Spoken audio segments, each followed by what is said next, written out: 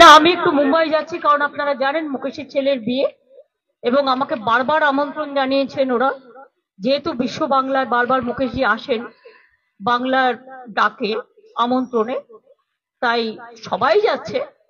But আমি হয়তো যেতে পারতাম না, কিন্তু এতবার করে আমন্ত্রণ জানিয়েছেন যে একেবারে ছেলে থেকে শুরু করে নেতাজি থেকে শুরু করে মুম্বাই মুকেশজি থেকে শুরু করে বারবার, সেই জন্যই আমি যাচ্ছি।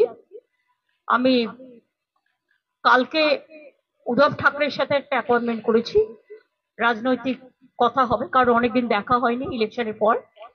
এবং শারদজির বাড়িতেও যাব, শারদ পরের সাথেও আমি একটা অ্যাপয়েন্টমেন্ট করেছি, একটা 4টে আছে, একটা 5টা আছে।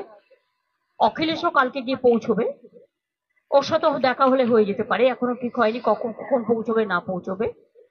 আমি কালকে তারপরে বিয়েতে অ্যাটেন্ড করে পরশুদিন ফিরে চলে আসবো। এই পর্যন্ত।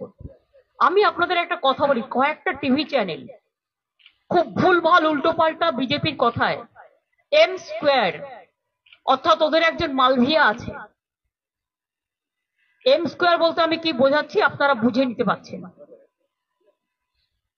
যা কীর্তি করেছে, কীর্তি ও কেলেঙ্কারি, যা বাংলার সংস্কৃতিতে খাপ খায় না। বাংলা কেন, দেশেরও নয়। 2021 সালের একটা ঘটনা নিয়ে কোন একটা টিভি চ্যানেল, যদিও এটা মুকেশজির TV channel, I am sorry to say, এখানে আমি কোনো কম্প্রোমাইজ করি না। 21 সালের ঘটনা নিয়ে আমার ইলেকশন ড্যামেজ করবার জন্য গত 72 ঘন্টা